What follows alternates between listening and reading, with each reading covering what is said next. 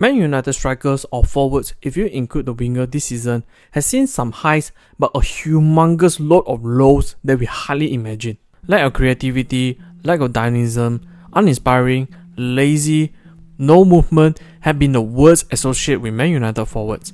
To make things even worse, several injuries and personal issues also haunted Man United frontline but do not really impact massively as Erik ten Hag still managed to put on a more constant front three, often with Hojlund, Rashford and Garnacho being the trident. However, with the season closing onto the end, Man United looks more likely to end up lower than Chelsea, had been a nightmare to imagine. And the only chance to secure European competition will be beating Man City in the FA Cup final, where will be a huge mountain to overcome. As per right now, with a number of players reported to be leaving the Red Devils, we will be witness a revamp in many positions and possibly the attacking line. So in this video, we will be discussing each Man United forwards apart from academy players, their quick glancing of strength and weakness in their game, and should Man United go for either stay or sell for the players. In the case you didn't know, what is up ladies and gentlemen, I am Marvin, codename CM.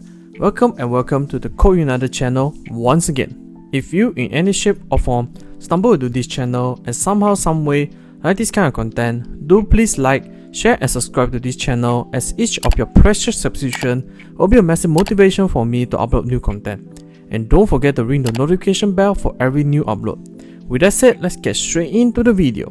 Kickstarting with some of the obvious one. Rasmus Hojlund, the Danish striker, before made his name known worldwide during the Euro qualification match where he scored an impressive hat-trick against Finland to secure a 3-1 victory. After that match, Hojlund see his stock rise to the all-time high, held him and Ever Ferguson to be two of the bright young striker to look after. Besides, he admitted to be a Man United lifelong fan, further had Man United fans desperate to see him donning the Red Devil shirt. After making a breakthrough, scoring 10 goals and 4 assists in the 34 matches for Atalanta, plus the lack of striker for Man United, had then made an approach for the Denmark international signature. On 29 July 2023, Man United and Atalanta struck an agreement up to £72 million, bring in the striker. However, he suffered a minor back injury, had he missed the first couple of matches for Man United. And while Hojlund made his debut on 3rd September 2023, replacing Antony in the 67th minute of a Premier League match against Arsenal, which ended in a 3-1 defeat. Despite the defeat, Hojlund earned a praise for bringing the aggression and willingness to be physical, confronting the Man United frontline lack of. While Hojlund struggled to make his name in the scoresheet for Premier League, Champions League is where he showed his worth, scoring 5 goals including 2 braces against Copenhagen and Galatasaray. Yet his goal tally unable to bring Man United any wins. On the 26th December, with the pressure and mockery on Hojlund's lack of goals in the Premier League, Hojlund scored his first Premier League goal, scoring the winning goal in a 3-2 victory over at Aston Villa. When the tap opened, the water won't stop flowing, enough to describe Hojlund after his first goal. Hojlund went on a 6 consecutive Premier League games run with his name in the scoresheet, become the youngest player to score in 6 consecutive Premier League games ahead of Joe Willock's previous record. But his later suffered an injury that massively zapped his momentum as he's scoring only 1 goal in 8 matches. Till today, Hojlund had accumulated 14 goals and 2 assists under 40 matches in his belt. Going back to the question, Hojlund had been a breath of fresh air, being the physical and goal poacher that Man United really lacked since the departure of Lukaku. But in spite of Hojlund showing his striker quality, Man United often did not provide a quote-unquote service for Hojlund, and more likely other players like the wingers or midfielder prefer to take the shot themselves rather than play a more intricate, create a much better chance for Hojlund. Yet under such situation, he still shows his capability in making things happen, and the matching report Hojlund will be built around for the future. Hojlund will definitely be a stay. Next one, another obvious one, Alejandro Garnacho. Garnacho had been the definition an academy player living up to his academy hype. The season before Erik ten Hag's arrival to Man United, Garnacho had already made his status known as an electric player that with style that mimicked his idol Cristiano Ronaldo. The Argentinian going through the academy and impressed Erik ten Hag during the preseason so much he was inserted into the first team but played more as a bench player where he suited his current progression. Garnacho capable using his flair and speed to beat the opponent late into the matches against tiring legs. He even made several memorable moments like scoring the late winner against Fulham and provided the assist winning goal against Man City. While this season, Garnacho, instead of playing as a bench player, see himself involved more as a starter, even made the goal of the season contender.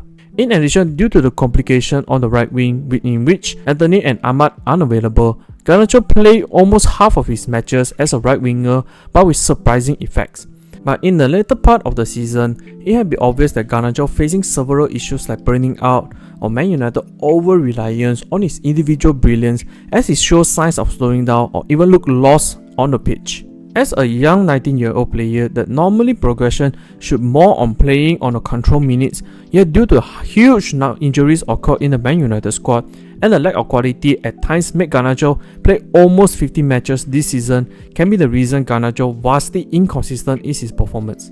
But back to the question, Garnacho with lack of consistency and fatigue really hit his form later part of the season, but his high work rate on both ends and ability to create out of nothing have been very valuable for Man United. So Garnacho, another definite stay, no doubt, but require minutes and matches control. Next one, Antony. Oh my god, where do we start from here? Antony had been a very polarizing or head-scratching to judge as a player. Antony at first had been a victim of the Glazer family plus poor transfer negotiation situation. The Brazilian was seen as a flair left-footed right winger, capable to both chance creating and scoring goal himself. But his price tag of £86 million really put a target on his back for every performance he had. While in the Red Devil shirt, Antony started out super strong, scoring his first 3 Premier League matches, including on his debut against the rival Arsenal. Unfortunately, after that, he just gone like missing in the action.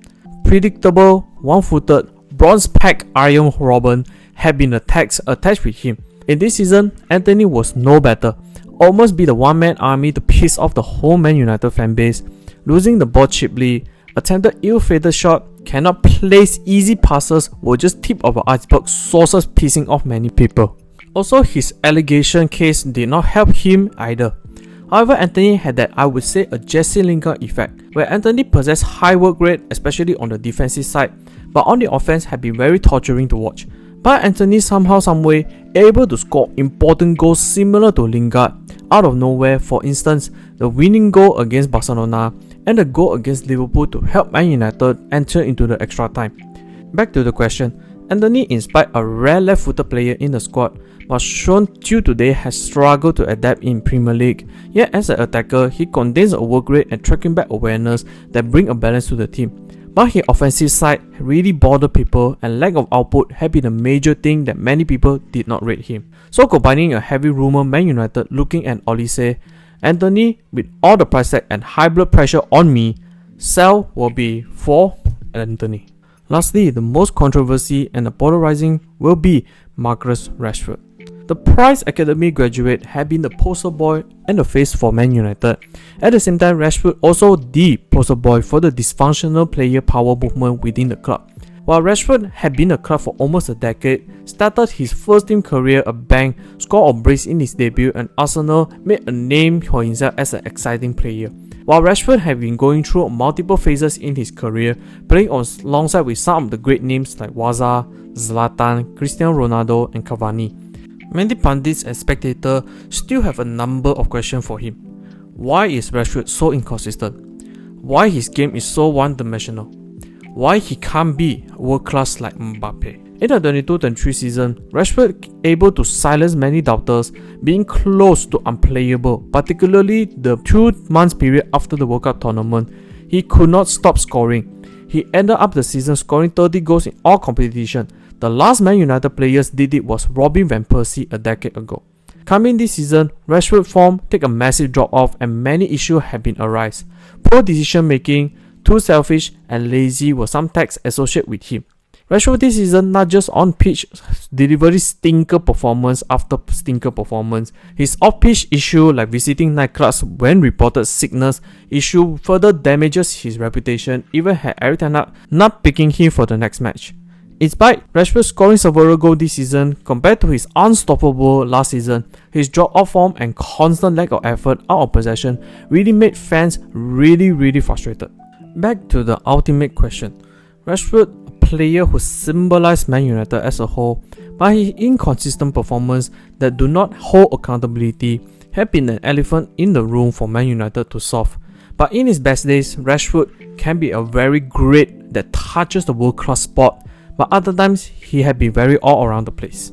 So Rashford, all thanks an impressive last season performance, his up and down plus huge wages, you have to go for Man United to move on. That concludes the forward line.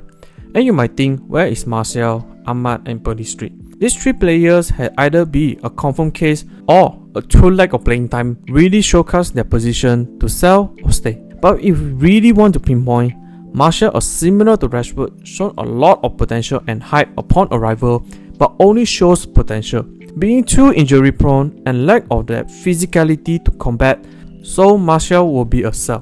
Pellistri initially had many spectators wanted the Uruguayan to have more playing time, but after a period of tryout, proved he was not up to standard and struggled massively in the first team, so a sell on Pellistri is for me.